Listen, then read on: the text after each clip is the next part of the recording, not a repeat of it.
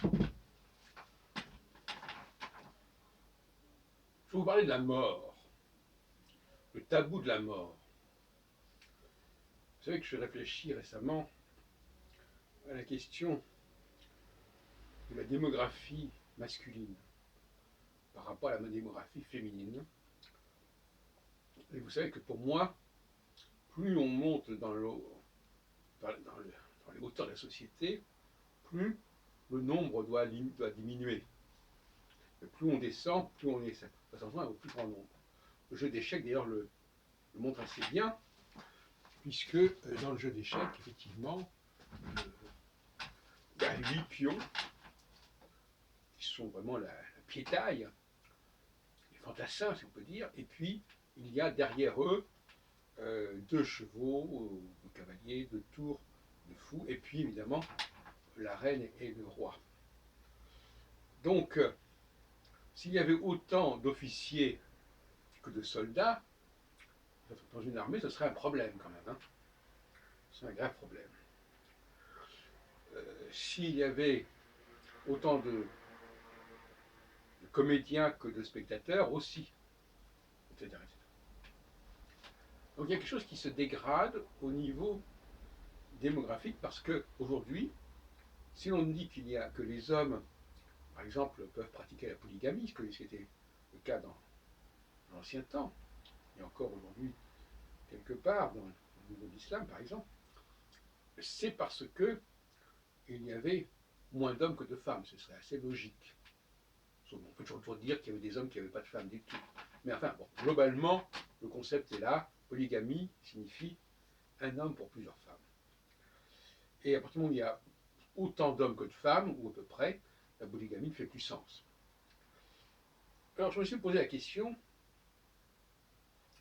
et vous savez que ce sont des sujets extrêmement problématiques. Il y avait la question, déjà que j'avais abordée il n'y a pas longtemps, de l'euthanasie, du fait qu'il n'est pas vraiment nécessaire de prolonger la vie des personnes âgées, en tout cas au niveau des populations les plus inférieures au niveau social, je dis. Hein. Mais il y a aussi, comme je viens de le dire, le surplus masculin. Et en réfléchissant bien, la seule explication que j'ai pu trouver pour rendre compte de cet excès de production d'hommes, c'est le problème de la mort. C'est-à-dire que probablement, à une certaine époque, les garçons étaient sélectionnés et qu'on n'en gardait qu'une petite partie. Ils étaient en quelque sorte décimés. Le mot d'ailleurs n'est pas mauvais, décimé, ça veut dire on en gardait 1 sur 10. Et à ce moment-là, on aurait eu effectivement ce décalage entre le nombre de garçons et le nombre de filles. Les choses ont évolué autrement. D'ailleurs, dans un certain nombre de cas, par exemple en Chine ou ailleurs, c'est plutôt les filles qui ont décimé que les garçons. Une erreur, un contresens. Un malentendu. Alors, je pense que quelque part, peut-être à l'âge de 13 ans, par exemple, on faisait passer des épreuves pour savoir qui était jupitérien, pour employer mon langage, et on gardait les jupitériens, et on éliminait, d'une certaine manière, ceux qui n'avaient pas les qualités, les vertus nécessaires pour assumer cette fonction jupitérienne de communication, de liaison, d'interface. Et à partir du moment où on a supprimé cette épreuve et cette sélection, on emploie toujours le mot sélection, mais on n'emploie pas dans ce sens-là désormais, eh bien, il s'est créé un déséquilibre démographique qui a des répercussions considérables au niveau de l'organisation de la société. Et on a abouti finalement au système démocratique qui lui est une sorte de cercle vicieux, puisque on considère que plus il y a de monde, plus une population est nombreuse, plus elle peut revendiquer le pouvoir. Alors qu'en réalité, le pouvoir devrait être réservé à une élite et à une minorité. Donc il y a une espèce de problème là assez pervers. Alors, donc la mort, si vous voulez, la mort, quand elle est décidée, c'est pas la même chose que quand elle est subie. Quand elle est subie, on est dans le domaine de la nature. C'est la nature qui décide qui meurt et qui ne meurt pas. Or, vous savez que moi, je considère que la civilisation se construit contre la nature.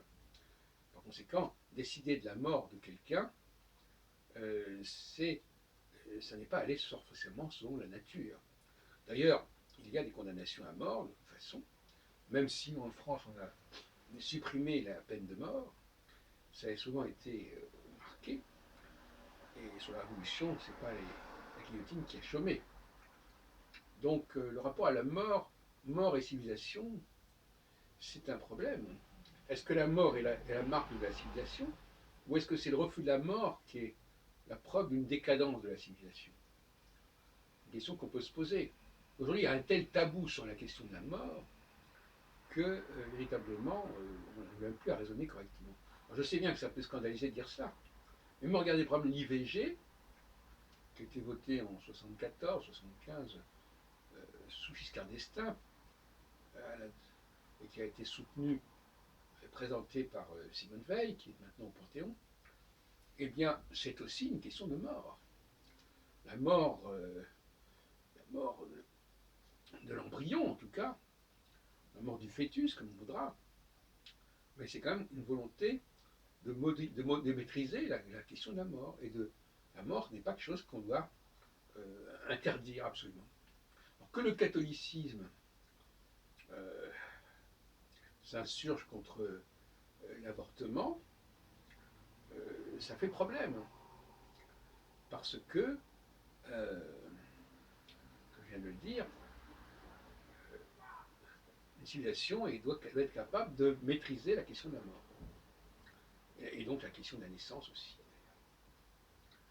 Et une civilisation qui ne maîtriserait ni la naissance ni la mort, c'est une civilisation en déclin.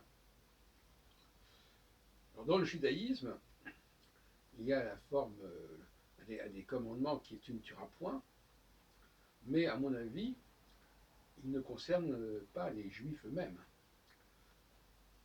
Ou plus exactement, c'est pas la question, mais le décalogue il est tronqué. En fin de compte, il faut dire s'il y a ceci ou ceci et cela, tu ne tueras point.